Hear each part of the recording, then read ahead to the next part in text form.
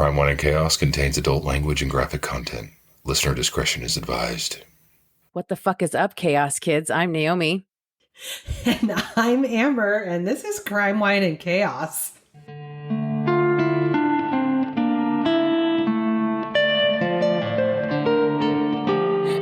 is up, Chaos Kids?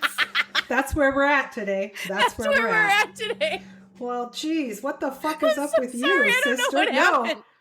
No, you know what? I clicked the little explicit content button when we post, so feel free to let her rip. Let it rip, sister. This is a safe space. Is it? Good. Yeah. Uh-huh. Oh my God. Hi. How are you? Hello. Good. We shared our woes off air, so We did. now I'm just going to feign being good. No. We don't feign here. We don't feign. People don't tune in to hear you feign, Amber. Okay. Well, you know what? Here, I'll put a dash of positivity in what I was bitching. A little spoonful of complaining sugar about. No, that's the last thing I need is a spoonful of sugar. God, Jesus Christ. Just spoonfuls of sugar. Yeah, no. God, just eat it right out of the jar. Yeah, I don't need that. I feel hopeful that things are going to get better. Oh, Just that's some good. medical stuff. Keep hope alive. It's frustrating, but you got to pay attention to what your body's doing. I am grateful for that I know that I have this autoimmune disease and I can pay attention to when things aren't right. So I'm grateful for that. It's just frustrating. Yeah, it's frustrating. I can relate. Yeah, Mm-hmm. I can relate. Yep. Yeah. Yep. We were talking about not having control over what's happening to your body. Uh-huh. Yes. It really fucking sucks. Yeah. Yeah. Yeah. Also, we're getting old, so Okay, I want you to. I'm going to edit that. I'm going to edit that right the fuck out. Look. I've been saying this all week. It's like Crone era is coming. I am withering away, turning to dust. Jesus Christ. You're not turning to dust. Yes. Wow. Yes. Okay. What are you drinking? Thank you for asking. I don't have the bottle with me, but I do have it pulled up here on the Googs. I'm drinking Lacrima Purpura. It's a red wine from Spain. The Googs. I got it pulled up on the Googs. Lacrima Purpura. Lacrima Purpura. Okay. Exactly. Exactly. I mean, it sounds delicious. Did you hear that? No. What was it? It was just on my end. Okay. The Googs didn't like when I went to close it out. Yeah, it's a red wine from Spain, and it's real good. I've got my Crime, Wine, and Chaos wine glass here. I love that for you. I love it for me, too. What are you drinking, water? Oh, you know it. You know it. That's what I drink. I drink water because I am a hoot. Well, wow. Well, what else is new besides your body turning on Nothing is new. Nothing is new. Everything is dust. Basically the same. We're just working and playing. I'm getting ready to go out of town. Oh, you know what? I have been so caught up in work today. Today is 11 years clean. I have 11 years clean today. It's my recovery birthday today. So I have that going for me. So and proud of you. Jake and I are going out of town this weekend. We're going to go down to Portland. We're going to do a little P-Town action. We're going to go to a Trailblazers game, which I'm really excited about. Neither one of us have been to an NBA game since Howard Schultz sold the fucking Sonics away from us, and we miss games. So we're going to go to Portland for one.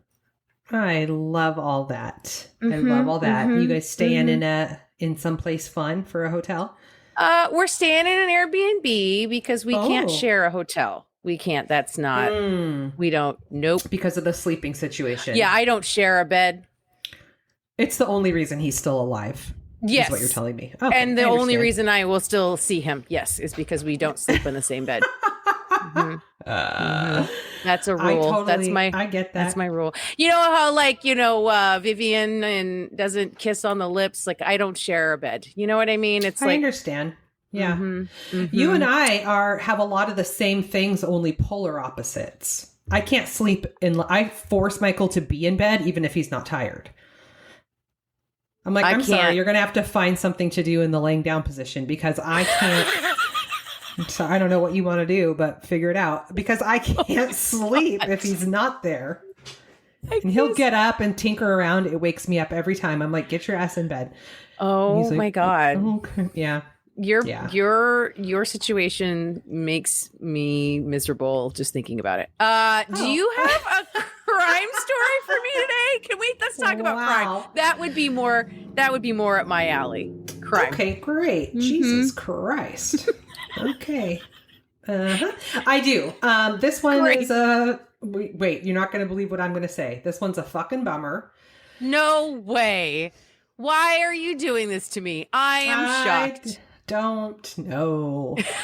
I'm going to tell you about the murder of Lindy Sue Biechler. Okay. I'm going to like her too, right? I'm going to like her. You're going to make me like her. And then you're going to bum me the fuck out. Okay. Mm-hmm. Okay. What's her name again? Lindy. Lindy. Like the Lindy Hop. That's cute. Yeah. That's cute. All right. So we are going to December of 1975. Old-timey. I'm going old. Oh my God. You did not just call 1975 old-timey. I know. I'm just kidding. I hate you so much right now. Reaction out. You're the one that said you're entering your twilight years right now. Crone era. Get it right. Oh, sorry. Okay. So 19-year-old newlywed, Lindy Sue Biechler. Oh my God. Because it's 1975. And her husband Phil were living in apartment 104A of the Spring Manor Apartments in Manor Township, Pennsylvania. Okay. It was a quiet and peaceful area, very close to Amish community. They're not Amish, but Right. Yeah. Lindy worked at a local floral shop and Phil worked for Hertz Car Rentals, and he was also a student. So the couple often had conflicting schedules because of all the shit they had going on. And so Lindy was home alone a lot. Mm-hmm. In For Amish several country. Weeks. Yeah. Well, okay. I mean, yeah. Yeah. For several weeks, Lindy had told different friends and family that she felt like she was being watched. No. Uh-huh. No. She said more than once she thought someone was watching her through the sliding glass door and that she didn't like being home alone, especially at night. Oh, God. That's the Get a worst gun, Lindy. Gun. Fucking feeling. Seriously. So on Friday, December 5th, Lindy worked her shift at the floral shop and Phil was at work at Hertz Car Rental. And after Lindy got off work, she stopped by the grocery store and picked up a few things and got home around 7 p.m. She carried her groceries into her apartment, and it's unclear if she made more than one trip back down to her car for more groceries, but... No, we put them all in one arm, and we carry them all at once. Well, are you that person just because you don't want to make another trip? I am such a lazy motherfucker. There is no way I'm coming back to the car. One trip. The thing is, though, is that's not lazy because oftentimes you have like 20 bags and it's like, you know what I'm saying? I've done that where I'm like, what am I doing? It hurts. Shit is breaking. Yeah, but then like, you're done. Then you're done, you know? Although I'm not sure. I mean, it depends on if she had paper bags or not, because back in before time, there was before times where paper bags did not have handles. Oh, I know. Right. So if they were paper bags and she had more than like two, she might have made another trip. Yeah.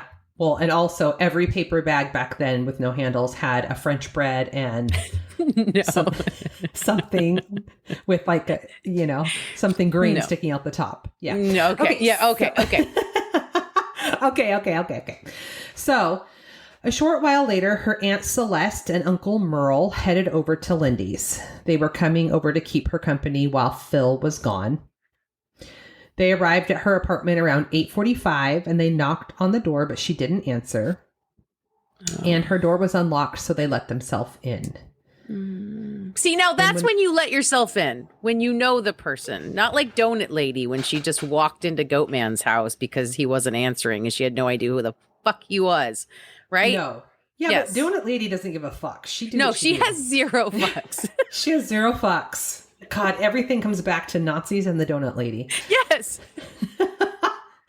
Oh my God. So, say that they go inside, and when they get into her apartment, they see Lindy lying on the ground in the kitchen, face up, and she had a knife sticking out of her neck. Oh no. Mm-hmm. Oh, that makes me so uncomfortable. I know. Yes. I know. Oh. Yeah. Oh. So they obviously call 911. Here's the thing that, like, oh my God. First off, that feeling of just, I'm sure that's why her aunt and uncle were headed over there. I'm sure they were taking the shift of sitting with Lindy. Right. I mean, yeah. I've been there. You've been a shift taker. Yes, I've taken a few shifts. That's the worst fucking feeling in the world, to be scared in that way. And the thing that's so creepy is, like, the things that you tell yourself when you're feeling that way is like, that's the likeliness of that happening is like slim to none. And you're I'm in an totally being paranoid complex. and Yes. I'm overreacting and Yeah, I'm fine and I am safe. Yes. And then to have it actually happen, I can't even fucking imagine. No, the fear. no imagining. Nope, cannot.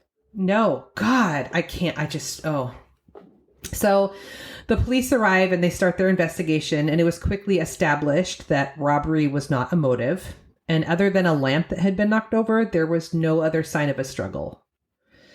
So police started speculating that whoever attacked Lindy was able to get in probably while her hands were full with groceries and she couldn't get her door shut and locked in time. Okay, but then wouldn't her groceries be like scattered all over the floor at that point? Like you're dropping your groceries and running if somebody is like busting their way in the door behind you while you're... Maybe, or if he went in, if she did make that second trip and he slipped in while she was down at the car for the second trip. Or quietly walked in behind her while her hands were full. Yeah. Ugh, God. So creepy. They learned that the knife in Lindy's neck came from her apartment, but she had other stab wounds from a different knife as well, and that was not located. An autopsy shows, that her time of death was between 6:30 and 7, and knowing that Lindy wasn't home until 7, they pretty much were able to conclude that she was killed as soon as she got home. Fuck. Oh, God. She had a total of 19 stab wounds, 3 to the neck, 11 to the chest, and 5 to the back. Oh, my God. She's 19. Stabbing is just so much worse. Mm-hmm. It's so much worse. You know what I was thinking about? And don't ask me why, because I don't know, because I'm fucked up. I wonder, I know this is going to sound stupid, but I wonder if that really hurts, or do you know what I mean? It has to, right? Do you think just the first one, or do you think that you know how people have said like superficial cut hurts more than a deep cut because that's where the nerve endings are. I don't know. You know what? I don't want to find out. Well, I always just like, sometimes the only thing you can hope for is that it was like adrenaline kicks in or something and you don't feel all of it. I mean, I think that there's some of that happens if you're being attacked and you're aware you're being attacked, like you go into fight or flight, your adrenaline does start pumping, right? And that does give you some protection from pain and awareness and eventually if you're bleeding out, like eventually like your blood loss takes you to a place before you even like die or the adrenaline wears out, like you pass out from lack of blood. So I mean, I've just heard other stories of people who have survived who were like, I was on the ground and I felt like I was all wet and it was blood, and obviously I had been stabbed, but like that was the indicator, was that you felt sticky, wet. You know what I mean? Right. I don't know. Well, small blessings, right? Yeah. Well, these are the things I think about. So police collect evidence that was useless at the time, but they at least had the wherewithal to know that it might be useful in the future. They questioned neighbors, friends, and coworkers, and they learned that Lindy had been complaining that she thought someone was watching her and that she was I'm glad that she told people alone. that. Yeah, I'm glad she told people that. Mm-hmm. She didn't like do that thing that we do where it's like you're feeling a thing that you think is paranoid and you just keep it to yourself because you don't want people to like think you're crazy. Yeah, or it's embarrassing that you can't navigate through something that should be normal. Yeah. Yep, been there. So just 1 month later, in January of 76, 18-year-old Mark Dominic Capalupo was arrested for attacking 4 different women in the area. He was caught while attempting to attack a 5th woman who was able to get away. They questioned him about... I know. Fucking piece of shit. They questioned him about Lindy. Just on a spree. Oh. Yeah. You know. Okay. Yeah. Okay. Yeah. Okay. Fuck. They ruled him out. Oh. Yeah. So Lindy's case goes cold. Near the 1-year anniversary, her headstone was vandalized, which reignited her case as police suspected that the vandalizer may be the killer. Yeah. Like, why else? Yeah. You know? Yeah. Yeah. Yeah. Someone had dumped red paint all over her grave. What? I don't know. That's so... Yeah. Okay. Then the following week, a letter was mailed to the Lancaster County Chief of Police, and the letter was a mixture of cursive and printed handwriting and full of spelling errors. And it was weird. I'll tell you about it here. It was written from 2 different perspectives, one that claimed to be the killer and another that claimed to be friends with the killer, someone by the name of Janice Crome. Okay, this is part of what the letter said. Just eat your heart up, knowing that you haven't caught me yet. Still around, Lindy's marker on her grave just turned me on like she did, and the way she looked all bloody, like the paint on her marker. The scratch and nick marks represent knife stabs. Count them. You wondered if the guy at the gas station in Mountville was related to Biechler's murder. Forget it, man. No way. I'll tell you what, Chief Pig. You print this letter in the Friday night and Saturday morning paper, and I might confess when I get off my trip. You see, the world owes me a living. Maybe I will give you a few hints who I am. Got busted once for drugs a few years back. Live in West End, Lancaster suburbs. I am 5'10", 205 pounds, fat and beautiful, and capable of killing again without knowing it.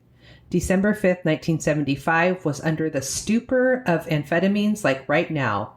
A well-educated man in the community. Single with a good job, but please, Chief, help me. I am losing my mind. Help me before I kill again. The headaches kill me every time. It aches. The drugs only calm it temporarily. Will God forgive me? Please print this, Chief, in the paper so I know you got it. Then I'll write to you again. I need a priest. What have I done? Help me, please. P.S. Chief, my friend has confessed to killing Lindy Sue Biechler. As God is my witness, do as he asks. Print this letter on the front page. What? What was that? That is crazy pants. I know. What?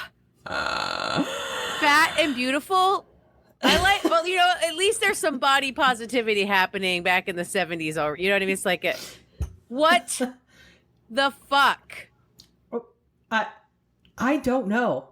Was that Did they investigate? Did they like try and like use this to profile this guy? So did they take it seriously? Sort of. I don't even know how to. What? Did they? Oh my God. Okay, sorry. Keep going. What happens next? What happens next? So weird. So they searched the name Janice Crome and try to make a link between Lindy and a Janice, but they don't find anything. There is a Janice Crome that lives in Lancaster County, but she doesn't have anything to do with this, and she has no fucking idea why her name is used in this letter. Well, maybe this guy is stalking more than one woman. Uh-huh. But the police never published the letter, and they never heard from the letter writer again, and the case goes cold again. Oh, and for God's sake. The family wished that they had published it. Yeah. They sort of treated it as a hoax. That doesn't sound like a hoax to me at all. No, it sounds like someone who's really not well. Yeah. But you think it sounds like the killer? I think that it deserved more investigation than they gave it. That's all I'm saying. If you have a cold fucking case, what do you have to lose by like doing everything you can to track down what you can about this crazy fucking letter? I don't know, but they didn't. So we're going to fast forward to 1997. Oh, with for the God's sake. 22 years later. It's been 22 years. God. Cobwebs. Snotface. Stop it. Fuck. That's going to be me soon. It's not even funny. According to you, it's you now. So who was I talking to and they didn't know what that movie was? I was like, are you kidding me? You know what? That movie, if you know that movie and you've seen that movie, there are two types of people. There's the people who think it's the dumbest fucking movie that ever existed, and there's people who think it's fucking genius. There's no in between. Okay, well, it's fucking genius. It's fucking genius. Don't want to know the people that think it's dumb. They don't get it. They don't. Oh my God, they don't. Okay, so it's 1997. There's been some advancements in DNA technology. So detectives with the Lancaster County District Attorney's Office submit Lindy's underwear for DNA analysis, which yielded a male DNA profile based on the semen found in her underwear. Oh, so she was sexually assaulted. That part was not made clear when you were telling. Okay. I don't think it was made clear at the time that they were investigating. Oh, okay. Mm-hmm. Yeah. Back pocket. Yep. So they that was all they were really able to obtain, was that there was semen with a male profile because it was 1997. So they held on to the DNA and waited for science to continue to advance.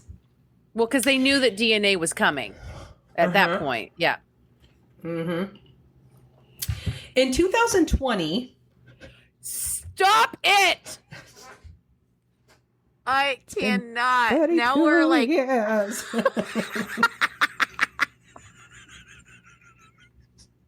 Fuck. Mm-hmm. Okay.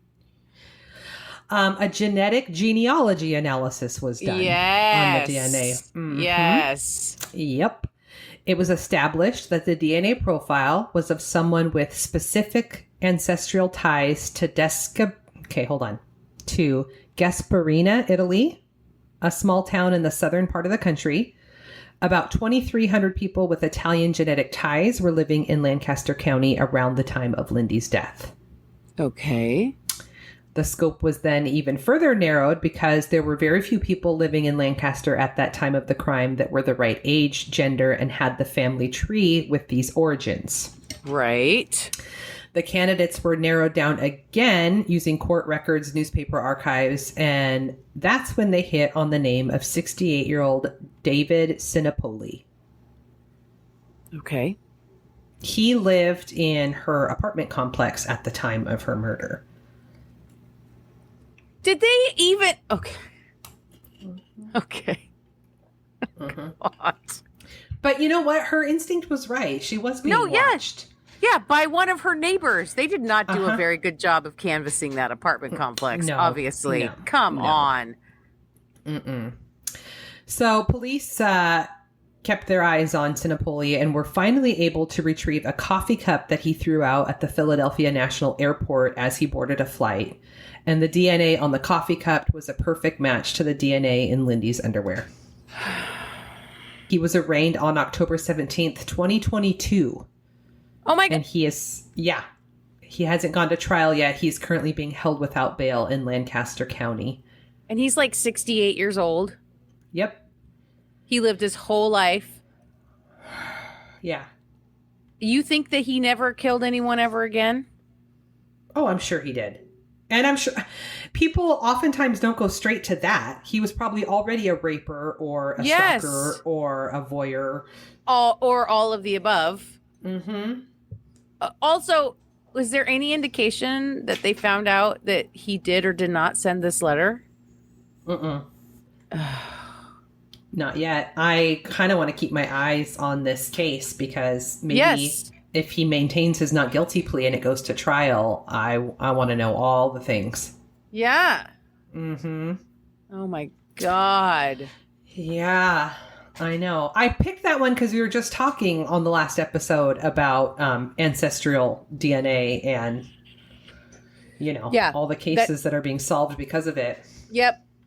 That shit is crazy. It is really infuriating, though. I mean, there's part of me that's like, it's like, because I want them to be solved, but there's this other part of me that's like so annoyed when, I mean, annoyed isn't even the right word. It's stronger than that. It's just really upsetting that, this guy's 68, he was just out there. Who God knows what he did in those 43 or whatever intervening years, like, yeah, I know. Oh, it's so awful. I mean, 19, newlywed. It's just... I know. And Phil, poor Phil. Poor Phil. I mean... Just trying to go to college, start a family. I know. His lovely wife at home.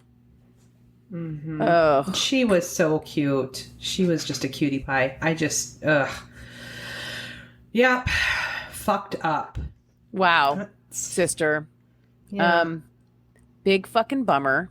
Yeah. Big bummer. So I was expecting you to tell me it was like some Amish dude. I don't.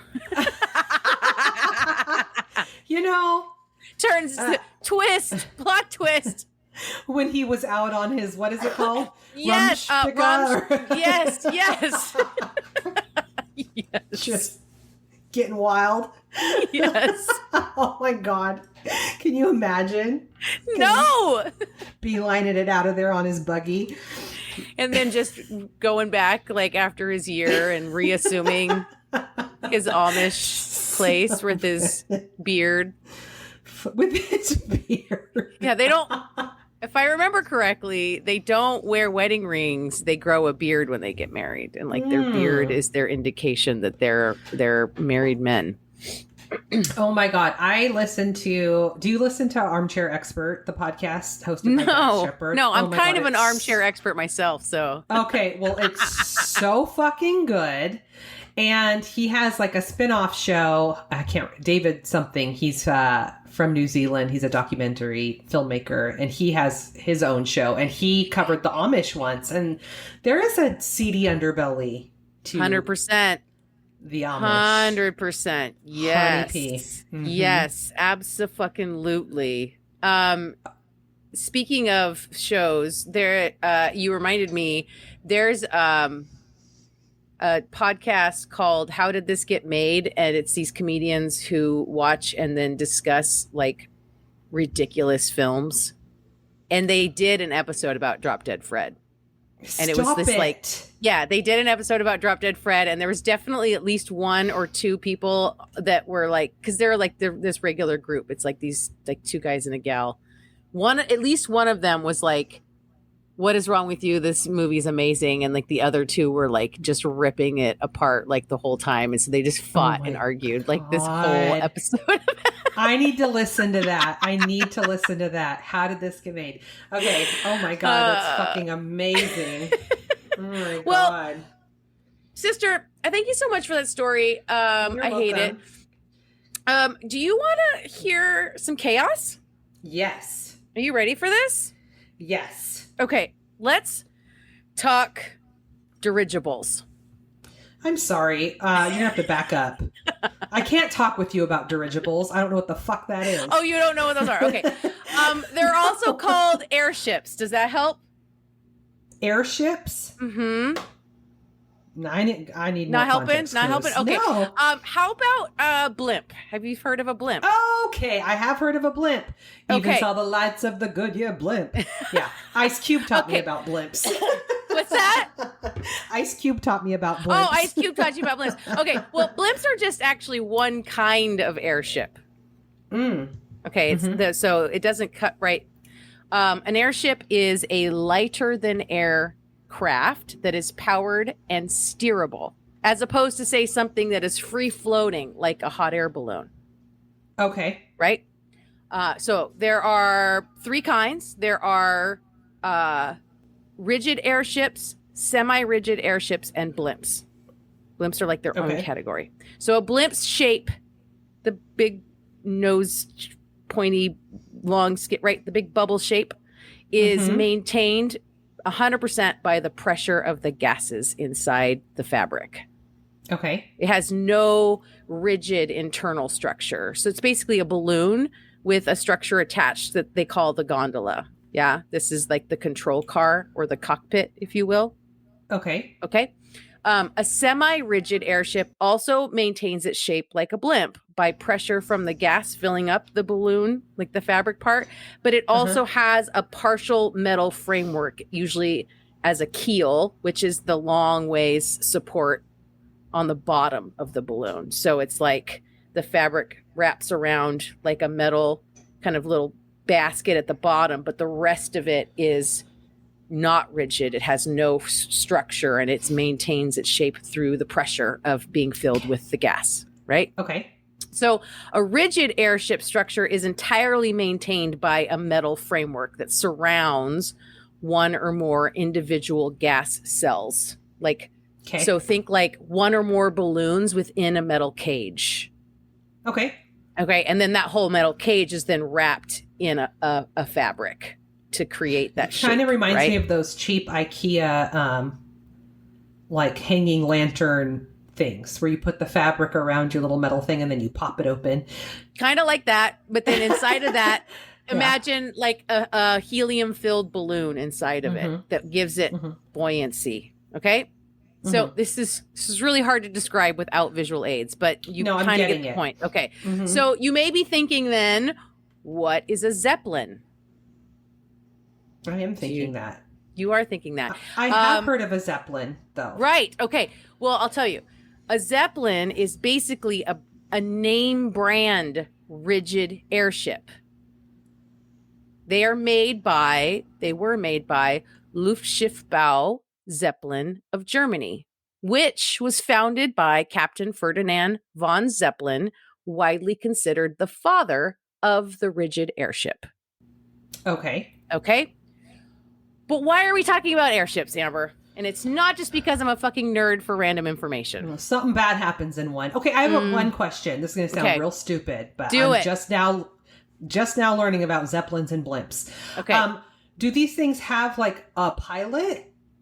Or are they just floating around? No, they have whole crews. That gondola at the bottom. That's right. That's what makes them different from a hot air balloon and why they're their own thing is because they also have motors, gas and motors and navigation and steerable. They have fins. They're like something like a cross between a hot air balloon and an airplane. Got it. Okay. Yep. Yeah. Well, I'm telling you about these. I'm explaining to you dirigibles because I'm going to tell you about the most infamous and spectacular aircraft disaster, one of them of all time, the Hindenburg. Stop it. Mm-hmm. Okay. Do you know what that is? Right. Do you know what this is? I have heard of it. Yes. Okay. I feel like there's passengers on this thing and maybe there shouldn't have been. Okay. Well, we'll get into it. Okay. So the Hindenburg actually legit was a Zeppelin. Its full name was LZ-129 Hindenburg, which the LZ stood for Luftschiff Zeppelin. And it was the 129th airship that the company had designed. Okay. In 1936, it made 10 trips to the U.S. from Germany. In fact, the Hindenburg was the fastest and most comfortable way to cross the Atlantic at the time. Most people were still taking giant, long-ass cruises back and forth between Europe and the U.S. Okay.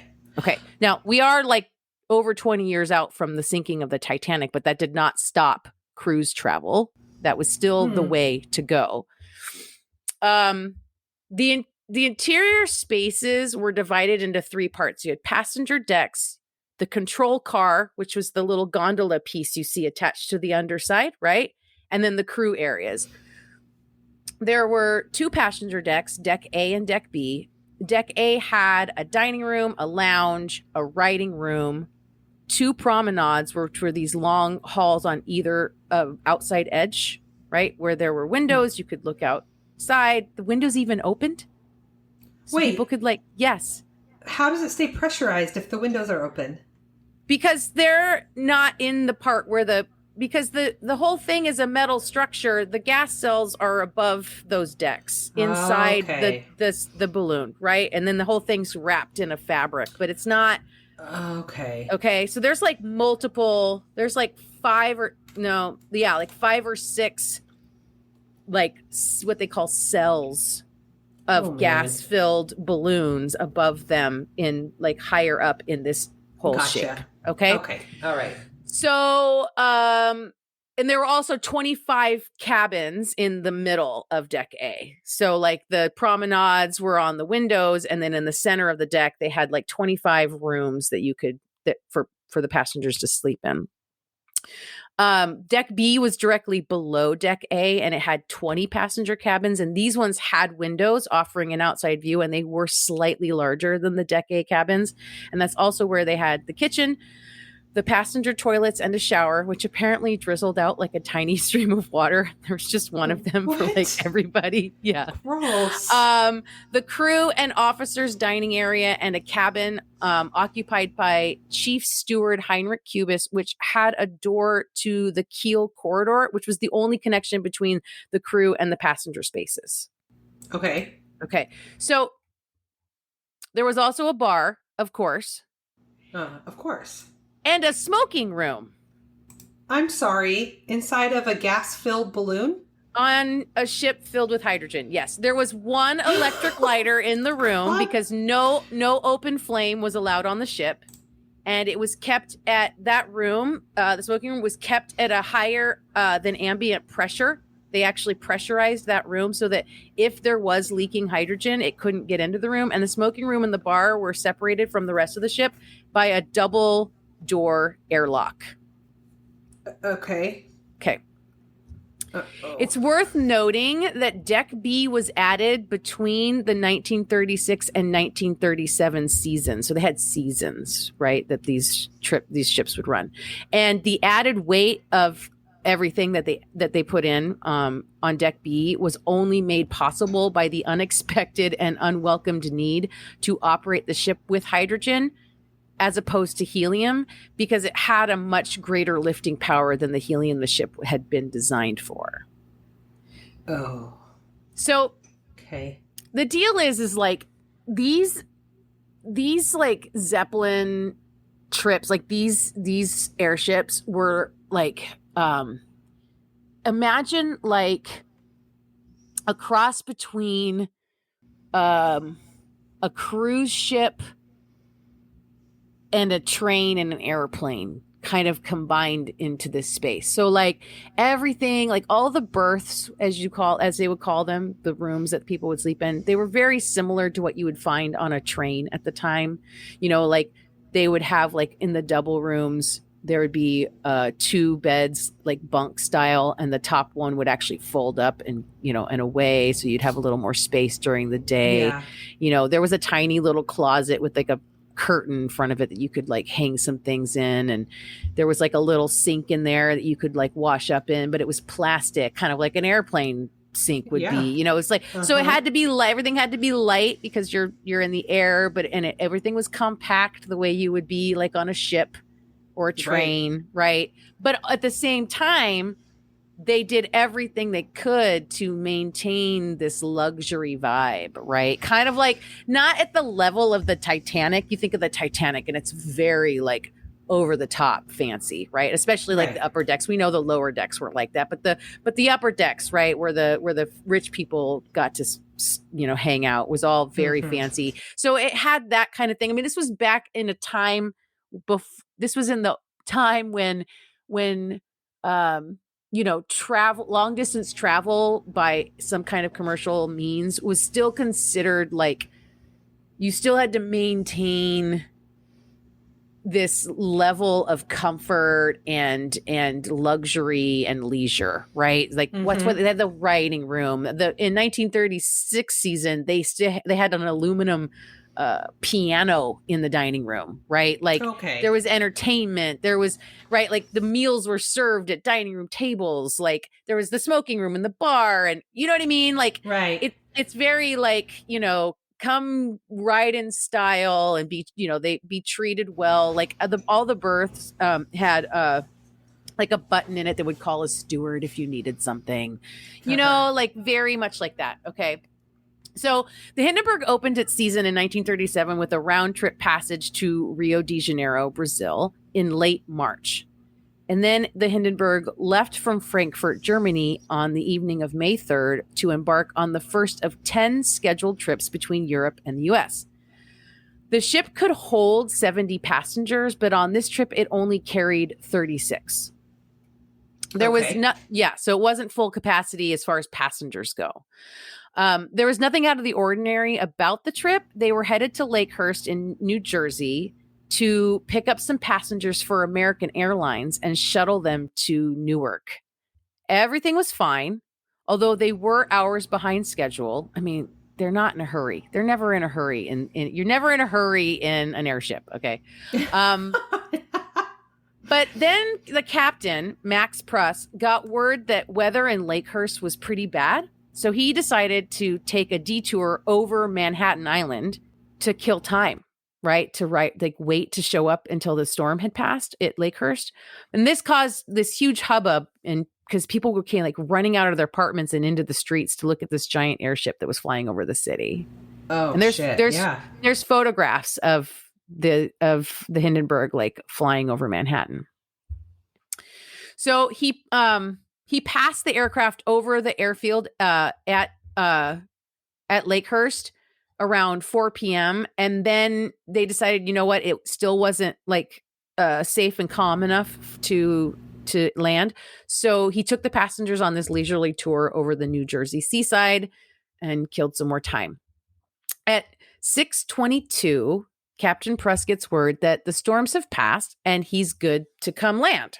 So he steers back to Lakehurst, and now this stop at Lakehurst is over half a day later than scheduled. Shit. This means that the crew has much less time than they should have to service and prepare the ship for its trip back to Europe. The return trip was fully booked. Many of those ticket holders planned on being in London the following week for the coronation of King George and Queen Elizabeth. So this huge delay also meant that Captain Pruss had to cancel the public visiting the mooring location or boarding to tour the craft. Oh, they were going to drop people off and then do tours? Yeah, I mean, this is back in that time when people wanted to, they did that, right? It was people wanted to see it. It was they would, show this shit off. I mean, it was people would, there was a bunch of people that showed up to watch the Titanic leave the dock, right? This was that time when the public was still really enamored with technology and big new things and right? And it was let's go take a tour of the Hindenburg while it's docked at Lakehurst, you know? Yeah, that's pretty cool. But they're not doing that. There's no time for that. So around 7 p.m., the Hindenburg finally approached the airfield, and this is where things started to get a bit tricky. The winds hadn't completely died down, and the crew was working to keep the ship level, but not very successfully. Simultaneously, Captain Pruss needed to maneuver the ship and to get it to line up where he needed it to go, and he did a series of S-turns, really hard, sharp turns, and to get it to line up with the mooring mast. Okay, so you're going to go on a journey with me because I had to learn about this, so now you get to too. Oh, great. Okay, so the mooring mast is literally a tower designed to allow for the docking of an airship outside of an airship hangar or a similar structure, right? So normally they would dock in a structure, but and the Hindenburg had only done this type of maneuver a handful of times before, because that's not how it landed when it was in Germany. It landed in a hangar. So They dropped the landing ropes and a mooring cable from altitude, and then it's winched down. Like they attach it to the mooring mast and winch it down, and they literally pull the airship down by a winch. And so it's still right because it's full of hydrogen. So it's still in the air. Mm-hmm. It wants to go up. So it's like, think of how when you inflate a hot air balloon, but it's still grounded. So you have ropes that are tied to the stakes in the ground. But the stake in this case, tethered. Mm-hmm. Right. But the stake in this case is a tall tower, and the balloon is moored in the air to the mast. This is called a flying moor. And these towers are they're substantial. There's like a full platform around the top that you can walk on, and like stairs to get down. So like then when it's time to like debark, right? There's like a drawbridge door that like opens and lands on the platform at the top of this tower, and everybody walks off onto the tower and then makes their way down from the tower to leave the airship. Okay. Shit. Right. So Captain Press is making maneuvers, and he's ordering gas cells to be valved to let oxygen out to level the ship because it needs to get straight, right? And when that didn't work, he literally sent 6 crewmen to the other end of the ship to add weight on the side that was too high. So while all this is happening down on the ground, a couple of the crew reported seeing a wave-like fluttering in the covering in the area of gas cell number 4 or 5 near the tail end of the ship. This would indicate a leak in that cell. Now, this is where things get dangerous. Hydrogen by itself is pretty low risk for combusting. And what they do is every like 7 days or so, they would pump hydrogen into those cells, and they would maintain like pure hydrogen within these balloons / bags. They called them cells, right? Mm-hmm.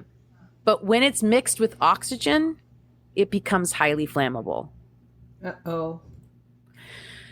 It's approximately 7:25 p.m. now, and there are multiple witness accounts of the start of a fire. And all of the witnesses kind of indicate various places where they saw the fire, but they all were approximately in the area that those ripples were seen just a few minutes earlier. Mm-hmm.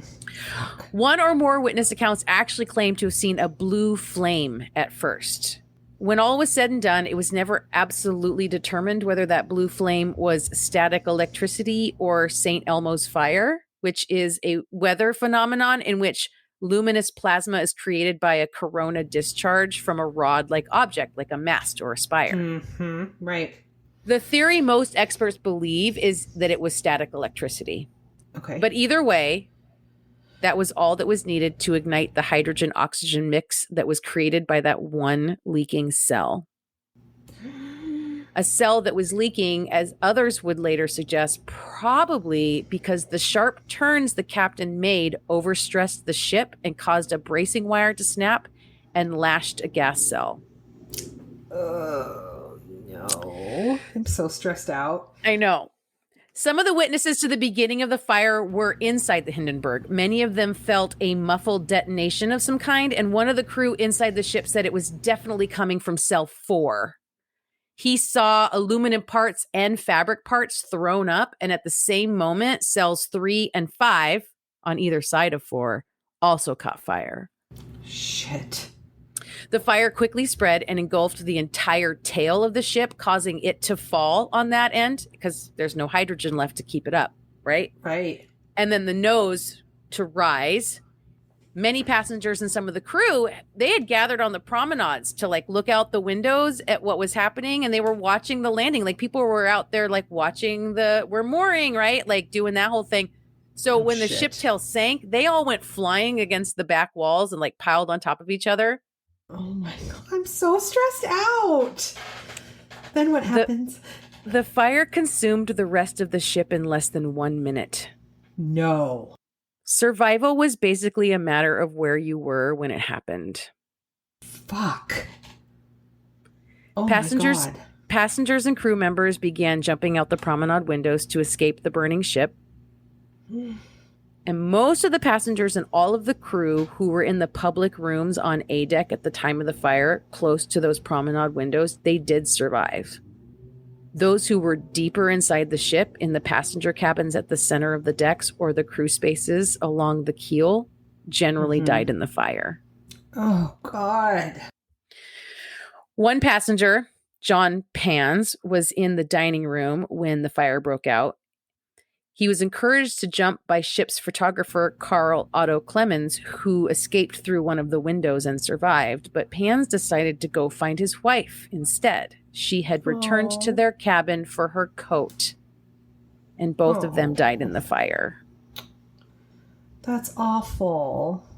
Mr. and Mrs. Herman Donor and their 3 children were also in the dining room watching the landing, but Mr. Donor left before the fire broke out. Mrs. Donor and her 2 young sons jumped to safety, but Irene, the oldest, left the dining room in search of her father, and both of them died as a result of the crash. Oh, my God. Survival for the crew was also largely a matter of luck. Those who were close to some kind of an exit at the time of the fire generally survived. Those who were deep inside the ship or on the starboard side, since the flaming ship rolled slightly to starboard as it hit the ground, they were generally trapped. They were generally trapped in the wreck. Oh no! Oh, so fucking scary. The ship settled to the ground less than 30 seconds after the first flames were observed. As the tail of the Hindenburg crashed into the ground, a burst of flame came out the nose. What the fuck? Yeah, killing 9 of the 12 crew members in the bow, 6 of which had been sent there by Captain Pruss to help level the ship. Yeah. Oh no. Fuck. There was still gas in the bow section of the ship, so it continued to point upward as the stern collapsed down. The cell behind the passenger decks ignited as the side collapsed inward, and the scarlet lettering reading Hindenburg was erased by flames as the bow descended. Oh my God, that is a really ominous. Right? The airship's gondola wheel touched the ground, causing the bow to bounce up slightly as one final gas cell burned away. And at this point, most of the fabric on the hull had also burned away, and the bow finally crashed to the ground. Although the hydrogen had finished burning, the Hindenburg's diesel fuel burned for several more hours. Shit. So most of the ground crew ran away out of sheer instinct from the plummeting fireball. Right? But one dude who was in charge of the Navy landing party yelled, "Navy men, stand fast!" Okay. This guy's name was Bull Tobin. Bull, B-U-L-L, Yeah. Bull Tobin. He had survived the crash of the USS Shenandoah, and he was going to fulfill his duty even if that meant his life. Apparently, his sailors agreed. Wow. Films of the crash clearly show sailors turning and running back toward the burning ship to rescue survivors. Oh, wow. Good for you, sailors. Yeah. The images of the Hindenburg going down in an explosive ball of fire is basically iconic because the disaster was well documented. Heavy publicity about the first transatlantic passenger flight of the year by Zeppelin to the U.S. had drawn a huge crowd of journalists to the landing. There were a ton of news crews on site, and there was just a bunch of newsreel coverage and photographs. As well as Herbert Morrison's eyewitness report for radio station WLS in Chicago. Yeah, the very station that was doing the very same radio station music festival. Yes, that told the music festival goers 37 years later that the Erie Canal Soda Pop Festival venue had changed to Bull Island. Jesus Christ, these guys have nothing but good news. And his report was broadcast the next day. And it's like, I didn't include it here, but you can go find it. There's a transcript of his report. He's basically recording the landing, in describing it and talking about it as it's happening. And then as he's just basically and it's landing. And then the next thing you know, he's basically describing this horrific disaster. And at the end of it, he basically says I'm going inside. I can't watch this anymore. This is the worst thing I've ever seen. No. Yeah. God damn it. And then they like a lot of these newsreels, like one of these newsreels of because there was film of it, right? They actually put his real-time commentary, they dubbed it onto footage. So you could hear him respond and describe it while you watched it happen on these newsreels. Oh my God, Jesus Christ. So awful. It is bad. There had been a couple of other airship tragedies before. The USS Akron had crashed at sea, killing 73 people. And the British 101 crashed in the middle of the night and killed 48 people. But the Hindenburg disaster was caught on film. Mm-hmm. And was widely considered the final nail in the coffin for airships. But the truth is, Pan American Airways was already able to fly further than the distance that took to cross the Atlantic, and airplanes were well on their way to dominating global travel. Like the airship era was already on its way out, but this was just, there was no coming back from this. No, this is, bad publicity for sure. So bad. All told, 35 of the 97 souls on board the Hindenburg died that day, 13 passengers and 22 of the crew, although many suffered serious injuries. And when I read that, I was like, oh, you mean they were like covered in half their body, like in burns? Which is like the worst kind of injury. The fucking worst. I can't imagine. Worst. I cannot imagine. Oh, no. Sister. That was fucking terrible. I'm so sorry. God damn it. I have heard that story. Not quite that detailed. So thank you for that. Right. I guess my total ignorance to how all of this works. Like, they still use blimps as like advertisements, right? Oh, yeah. And I mean, there's still like airships still exist and blimps still exist. Like, they're still used. There's a place for them. They're not used as like generally not used for like luxury air travel anymore, but they're still like in production. There's companies that make them. Goodyear is like, still makes blimps, whatever. I would imagine, I don't know because I didn't dive any further, right? But I would imagine that like, much like the sinking of the Titanic, which they claimed was unsinkable, but turned out there were flaws in the design, right?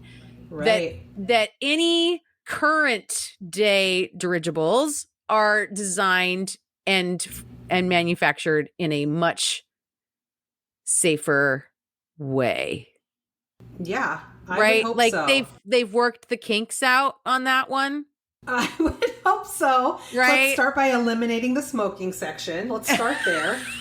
God damn. I mean, for the record, it was not the smoking section that was the demise of the Hindenburg. No, but we don't need to press our luck. Oh my God. Well, that's true. We terrible. Don't. And ultimately, like everything about like how it went down and why it went down and why it caught fire was really just guesses. They're not 100% certain. They're all like best guesses, but they don't know for sure what started the fire. Like, know what started the fire. What started the fire was there was either St. Elmo's fire or static electricity that ignited hydrogen that was mixed with oxygen. So one of the cells was definitely leaking. They don't know for sure why. God, the worst part, I mean, all of it is the worst part, but one of the worst parts is that it was landed or docked or whatever you call it. Right. Like, they were so close. They were so close. In fact, they were close enough that people that jumped out, like most of the people who jumped out of it lived. They like might have broken a leg or like hurt an ankle, but they survived by jumping out of it. They were not that high up. They weren't in the middle of the ocean. They weren't in the middle of nowhere. They were surrounded by Navy sailors and like people were everywhere. They were not, stranded somewhere. Whole ass long trip. Yep. Oh my God. I can't. Wow.